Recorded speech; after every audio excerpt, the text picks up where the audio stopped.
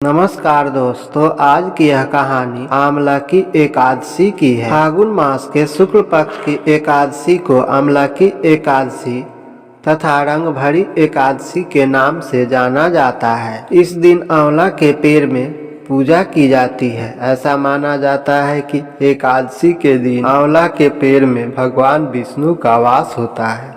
इस अवसर पर देवी लक्ष्मी की भी पूजा की जाती है। ऐसी ही मान्यता है कि भगवान कृष्ण अपनी पत्नी और देवी राधा के साथ आंवला के पेड़ में वास करते हैं। यह एकमात्र ऐसी एकादशी है जिसका संबंध भगवान शंकर से है।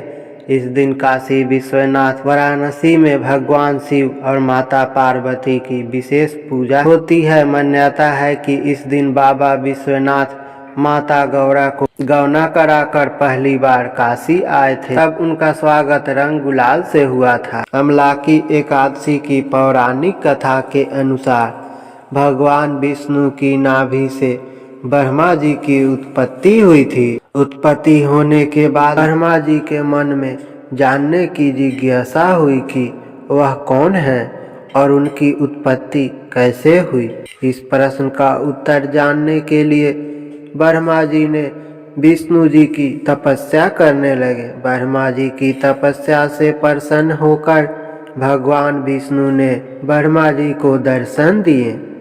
विष्णु जी को सामने देखते ही ब्रह्मा जी की आंखों से आंसू की धारा बहने लगी। ब्रह्मा जी के आंसू भगवान विष्णु के चरणों पर गिरने लगे और उनके आंसुओं से आंवला की वृक्ष उत्पन्न हुई। भगवान विष्णु ने ब्रह्मा जी से कहा कि आपके आंसुओं से उत्पन्न यह आंवला का वृक्ष और फल मुझे अति प्रिय रहेगा। जो भी आंवला की एकादशी के दिन आंवला के वृक्ष का पूजा करेगा उसके सारे पाप समाप्त हो जाएंगे और वह व्यक्ति मोक्ष प्राप्ति का अधिकारी होगा। तभी से आंवला की एकादशी के दिन आंवला के पेड़ की पूजा की जाने लगी।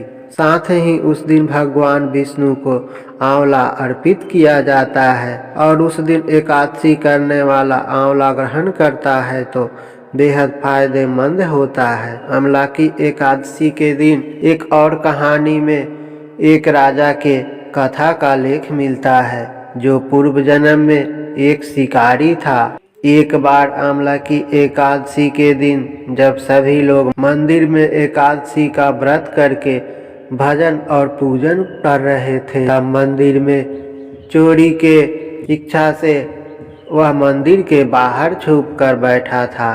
मंदिर में चल रही पूजा अर्चना देखते हुए वो लोगों के जाने का इंतजार कर रहा था। अगले दिन सुबह हो जाने पर शिकारी घर चला गया।